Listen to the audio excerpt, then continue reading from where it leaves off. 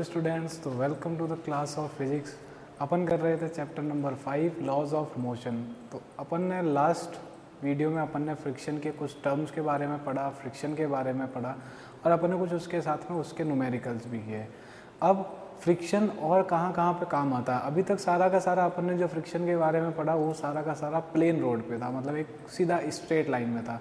अगर मान लो वो अपन कर्व कर रहे हैं, मतलब अपन कहीं पे टर्न कर रहे हैं या फिर अपन लेफ़्ट राइट कहीं पे मुड़ रहे हैं, तो वहाँ पे फ्रिक्शन कैसे यूज़ होता है, तो अपने को उसके बारे में पढ़ना है। तो अपन ने लास्ट चैप्टर में अपन ने लास्ट टॉपिक में पढ़ा था सेंट्रीपिटल एक्सेलरेशन। मतलब सर्कुलर मोशन में अगर कोई बॉडी मूव कर रहा है तो सेंट्रीपिटल एक्सेलरेशन उसको सेंटर की तरफ लेके आता है, मतलब सेंटर की तरफ हमेशा लगता रहता है, जिसकी वजह से वो क्या है, सर्कुलर मोशन बनाता है। तो उसी को ही लेके अपन थोड़ा सा आगे बढ़ेंगे जो यहाँ पे अपने पास में काम आएगा, और अपन उसके साथ में क्या है, न्यूमेरिकल और कुछ डेरिवेशंस करेंगे। तो अपन चलते हैं। देखो, सबसे पहले टॉपिक के तौर पे अपने पास में है सेंट्रीपिटल फोर्स। तो अपन ने पढ़ रखा है सेंट्रीपिटल एक्सेलरेशन क्या होता है। तो सेंट्रीपिटल एक्सेलरेशन वही जो सेंटर की तरफ लग रहा होता है और वहाँ पे वो सर्कुलर मोशन में चलता है। तो फोर्स मेरे पास में क्या हो जाएगा, नॉर्मल फार्मूला था मास इनटू एक्सेलरेशन। तो यहाँ पे मेरे पास में सेंट्रीपिटल फोर्स है तो एक्सेलरेशन भी कौन सा आता है, सेंट्रीपिटल वाला आता है। तो मेरे पास में यहाँ पे फार्मूला हो जाएगा m, और सेंट्रीपिटल एक्सेलरेशन का फार्मूला है v²/r।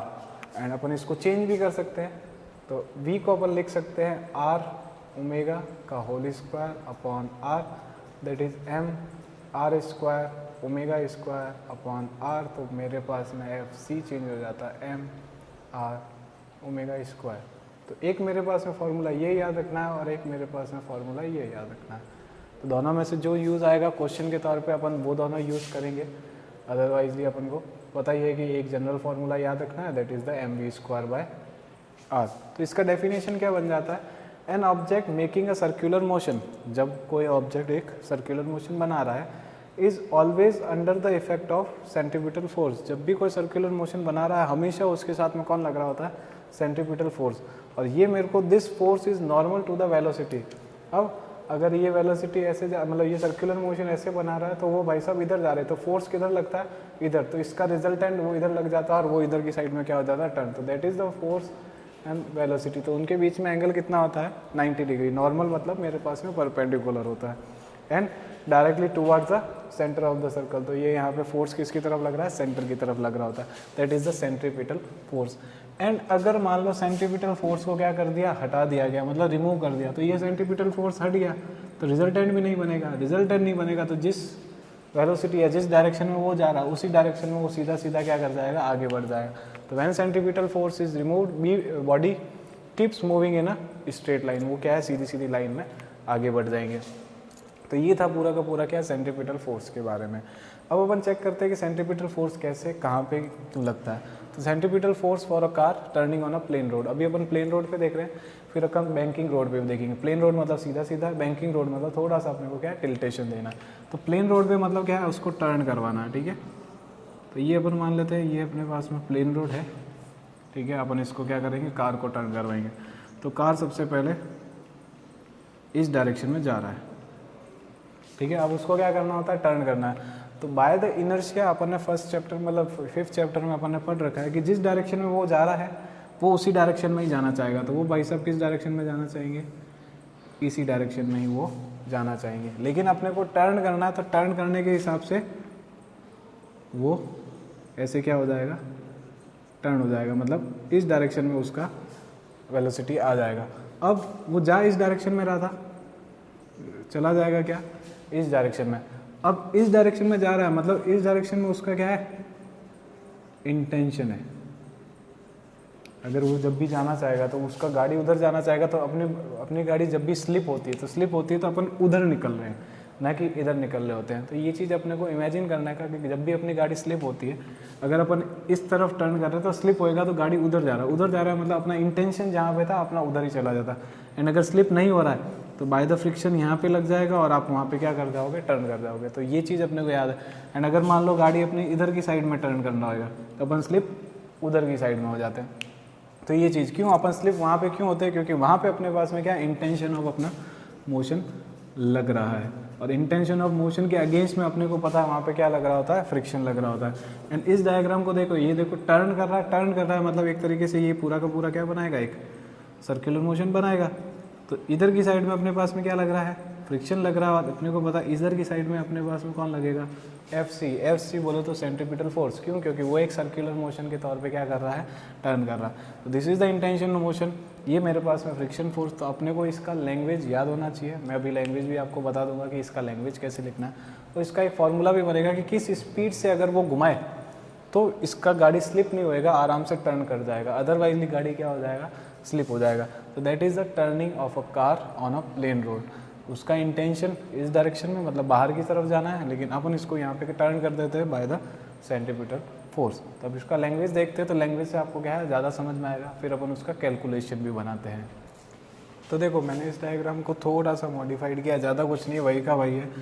बस यहाँ पे मैंने 1 पॉइंट दे दिया है। ये जो लाइन थी वो 1 से ही निकल रही थी, मैंने थोड़ा सा इसको क्या कर दिया है, ऊपर कर दिया है। यहाँ पे 0.2 दे दिया और यहाँ पे 0.3 दे दिया है, क्योंकि मैंने जो थ्योरी इसका लैंग्वेज लिखा है वो मैंने क्या है कि 1 2 3 पॉइंट के हिसाब से लिखा है। तो अपने को क्या देखना है, देखो when a car turn on a plain road it had tendency to move straight. Straight मतलब 1 से 2, इसका टेंडेंसी क्या होता है कि वो सीधा सीधा ही जाएगा, टर्न नहीं करेगा। बट स्टेयरिंग, अपन स्टेयरिंग को घुमा के उसको क्या करते हैं, डिस्प्लेस। तो स्टेयरिंग डिस्प्लेस इट टू 0.3। ये 1 से 2 जाना था, लेकिन 1 से 3 चला जाता है। स्टेयरिंग उसको क्या कर देता है, घुमा देता है। अब this point has a tendency to move या फिर स्लिप, क्योंकि अपन स्किड भी हो सकते हैं, ड्रिफ्ट भी हो सकते हैं। तो मूव हो सकता है या स्लिप हो सकता है फ्रॉम 3 to 2। वो भाई साहब कहाँ से कहाँ जा सकते हैं, इधर जा सकते हैं। अगर मान लो ज़्यादा स्पीड हुआ तो अपन वहाँ पे स्लिप हो जाएंगे, एंड अगर अपना ज़्यादा स्पीड नहीं हुआ तो अपन वहीं का वहीं रहेंगे। तो अपना पास में टेंडेंसी है कहाँ से, 3 से 2 मूव करने की। क्यों, क्योंकि अपना इंटेंशन वहीं पे था। तो this is the intention of motion. और against this intention of friction force develop in the direction of 2 से 3। 3 से 2 तो इंटेंशन लग रहा है, और 2 से 3 मेरे पास में क्या लग जाएगा, फ्रिक्शन फोर्स, जो इंटेंशन ऑफ मोशन के अगेंस्ट में लगेगा। And this is the normal to the velocity. Velocity अपने इधर जा रहा है, तो यहाँ पे बीच में क्या बन रहा है, 90 degree normal to the velocity. And compel to turn the car, मतलब वो अपने को कार को टर्न करने में क्या करता है, मदद करता है, हेल्प करता है। तो यहाँ पे फ्रिक्शन किसकी तरह काम करता है, सेंट्रीपिटल फोर्स की तरह काम करता है। क्यों, क्योंकि फ्रिक्शन फोर्स भी इधर लग रहा है, और कार को टर्न करना है तो वो सेंट्रीपिटल फोर्स भी इधर ही लग रहा है। तो अपने को पता है since centripetal force is equal to friction, यहाँ पे क्योंकि फ्रिक्शन ही अपने पास में सेंट्रीपिटल फोर्स की तरह काम कर रहा है, that is equal to mv² by r। और फॉर मैक्सिमम वेलोसिटी, मतलब अपने को सेफेस्ट वेलोसिटी चाहिए, तो मैक्सिमम सेफ वेलोसिटी के हिसाब से अपने पास में फ्रिक्शन क्या हो जाएगा, mv मैक्स का होल स्क्वायर अपॉन में r। ये मेरे पास में इतना चेंज हो जाता है। लेकिन अपने को ये पता है कि सिंस अपने को ये पता है friction is equal to on a plain road. On a plain road ये किसके बराबर होता है, म्यू mg के बराबर होता है। आप पीछे वाले पेज पलट के आप देख सकते हो, जब फ्रिक्शन अपन ने प्लेन रोड के लिए या प्लेन सरफेस के लिए लिखा है, तब हमने फ्रिक्शन का वैल्यू क्या लिखा है, म्यू mg।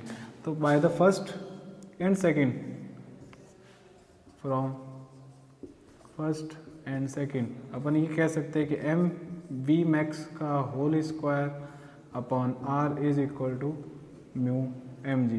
m से m मेरे पास में क्या हो जाएगा, कट जाएगा, तो v मैक्स का whole square is equal to mu R G. तो v मैक्स मेरे पास में कितना हो जाएगा, म्यू आर जी का under root. That is the maximum safe velocity, मतलब ज़्यादा से ज़्यादा वेलोसिटी अपन इसके हिसाब से रख सकते हैं। अब r मतलब जिस सर्कुलर मोशन या जिस टर्न में कर रहे हो वो एक सर्कुलर का ही पार्ट होता है, तो उसका रेडियस g अपने को पता है कितना, 9.8 या फिर 10। और म्यू बाय द सरफेस, मतलब सड़क कैसा बना रखा है, रफ है, स्मूथ है, तो उसके हिसाब से कोफिशिएंट ऑफ फ्रिक्शन अलग अलग होता जाएगा। उस फॉर्मूले में पुट करेंगे और अपन वेलोसिटी निकाल सकते हैं। लेकिन कंडीशन याद रखना, कार हो या कोई भी ऑब्जेक्ट हो, लेकिन टर्न किस पे करना चाहिए, प्लेन रोड पे, तो ही वो वाला फार्मूला आएगा। किसी और रोड पे वो टर्न कर रहा होगा तो उसके लिए फार्मूला थोड़ा सा अलग हो जाएगा, तो आपको इस चीज़ का ध्यान रखना है। तो ये अपने पास में प्लेन रोड के लिए सेफेस्ट वेलोसिटी आ जाता है ऑफ अ कार। अब अपन देखते हैं, ये अभी प्लेन रोड पे देता है। अब अपन देखते हैं बैंकिंग रोड पे, मतलब अगर इंक्लाइन कर दें तो उसके ऊपर क्या क्या चीज़ लगता है, तो अपन वो चीज़ देखते हैं। तो अपने को अभी देखना है centripetal force and maximum velocity of a car turning on a bank road. मतलब जैसे इंक्लाइन प्लेन पे अपने पास में कार है, मतलब जैसे अपन ब्रिज पे बहुत सारे लोग गए होंगे, ब्रिज पे अगर थोड़ा सा भी टर्न करना होता है तो अपने को पता है वो सड़क ऐसा होता है, स्लांटेड होता है और अपने को ऐसे टर्न करना पड़ता है। तो that is the bank road या इंक्लाइन रोड, अपने को वो चीज़ पता चलती है। तो अपने को यही चीज़ चेक करना है कि इसके ऊपर कितना फोर्स लग रहा होता है। तो अपने को ये पता है दिस इज़ द थीटा जो अपने पास में पहले से बना हुआ है, नीचे की साइड में अपने लग रहा होता है mg, ठीक है। इधर की साइड में अपने लग जाएगा mg cos थीटा, ठीक है। अब अपन क्या कर रहे हैं, टर्न कर रहे हैं। तो अभी अपन ने देखा कि टर्न करने पे अपने पास में इंटेंशन ऑफ मोशन कहाँ जाता है, इस तरफ जाता है। तो that is the intention of motion, वो इंटेंशन ऑफ मोशन अपने पास में उस तरफ है। तो अगर इंटेंशन ऑफ मोशन उस तरफ है तो इधर की साइड में मेरे पास में क्या लग जाएगा, फ्रिक्शन लग जाएगा। एंड अपने को ये पता है, देखो ये थीटा है तो अपन ये पहले ही चीज़ कर सके, this is the theta and this is 90 minus theta. ये अपने पास में क्या है, 90 माइनस थीटा। तो 90 माइनस थीटा का ये सब mg और mg cos थीटा इसलिए हटा रहा हूँ क्योंकि काम के नहीं है, तो मैंने ऐसे ही बता दिया। तो 90 माइनस थीटा, तो मैंने बोला जिसके साथ थीटा बनता है that is the cos theta. तो ये हो जाएगा मेरे पास में friction cos 90 minus theta. And अपने को 10th के हिसाब से पता है cos 90 माइनस थीटा कितना होता है, sin थीटा। तो मैं यहाँ पे इसको सॉल्व करके पूरा ऐसे ही लिख रहा हूँ, that is friction sin theta. ये चीज़ अपने को बहुत ज़्यादा ध्यान रखनी है। एक इधर लगेगा तो एक मेरे पास में इधर लग रहा होगा, दैट इज़ 90 माइनस थीटा। तो अब यहाँ पे अपन क्या लिखेंगे, फ्रिक्शन जिसके साथ थीटा बन रहा था वहाँ पे अपन ने cos लिख दिया। अब यहाँ पे क्या होएगा, sin 90 minus theta and by the 10th अपने को पता है sin 90 माइनस थीटा अपने पास में क्या हो जाता है, cos थीटा। तो that is friction cos theta. अपने को इतना पता चल गया। एंड बॉडी के इस अगेंस्ट में अपने पास में कौन लग रहा होता है, नॉर्मल लग रहा होता है।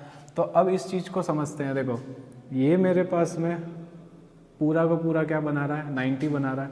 This is the 90 minus theta और वो मेरे पास में 90, ये थीटा है। तो इधर वाला एंगल भी मेरे पास में क्या कहलाएगा, थीटा कहलाएगा। बस इतना सा चीज़ अपने को याद रखना है। ये थीटा है तो अपने को पता है जिसके साथ में थीटा बनता है, ओके सॉरी ये वाला थीटा नहीं होएगा आपके पास में, थीटा अपने पास में ये पूरा का पूरा और ये ऐसे चला जाएगा। तो एक कंपोनेंट उधर आएगा, एक कंपोनेंट अपने पास में क्या आएगा, इस साइड में आएगा। तो यहाँ पे मेरे पास में क्या बन जाएगा, थीटा बन जाएगा। तो अपने को ये चीज़ समझना है कि ये वाली लाइन और ये वाली लाइन वर्टिकली अपोजिट एंगल बना रही है। तो this is the theta and this is also the theta. तो ये वर्टिकली अपोजिट से ये थीटा और ये वाला मेरे पास में क्या बन गया, थीटा। तो अब इसके कंपोनेंट बनाते हैं। तो n cos थीटा इधर चला गया और इधर की साइड में मेरे पास में कौन आ जाएगा, n sin थीटा मेरे पास में आ जाएगा। बस इस चीज़ को ही ध्यान में रख के अपन क्या बनाएंगे, इक्वेशंस बनाएंगे। ये सारी की सारी चीज़ें, लैंग्वेज आप इस चीज़ के बारे में बना सकते हो, फिर भी मैं लैंग्वेज आपको लिख के भेज दूंगा तो आप उससे कर देना। अभी मैं यहाँ पे बोर्ड पे नहीं लिखूंगा, अभी अपन कैलकुलेशन पे चलते हैं। तो देखो वर्टिकली डायरेक्शन में देखो n cos थीटा ऊपर है मेरे पास में, फ्रिक्शन मेरे पास में क्या है, नीचे की साइड में लग रहा है। और नीचे की साइड में अपने पास में और क्या चीज़ लग रहा है, नीचे की साइड में अपने पास में और क्या लग रहा होता है, mg लग रहा है यहाँ पे, दिस इज द mg। तो नीचे की साइड में मेरे पास में लग रहा है mg fr sin थीटा और ऊपर की साइड में मेरे पास में क्या लग रहा है, n cos थीटा। तो अपने को पता है किसी एक को पॉजिटिव ले लो n cos थीटा और बाकी सबको माइनस में ले लेते हैं। This is fr sin theta और माइनस का mg इज इक्वल टू 0। तो मेरे पास में क्या बन जाएगा, n cos theta is equal to fr sin theta plus mg। ये मेरे पास में फर्स्ट इक्वेशन आ गया, ठीक है। अब इसको थोड़ा सा सॉल्व कर देते हैं क्योंकि आगे कैलकुलेशन के लिए काम आएगा। तो अपन यहाँ पे कर रहे हैं n cos theta minus fr sin theta is equal to mg।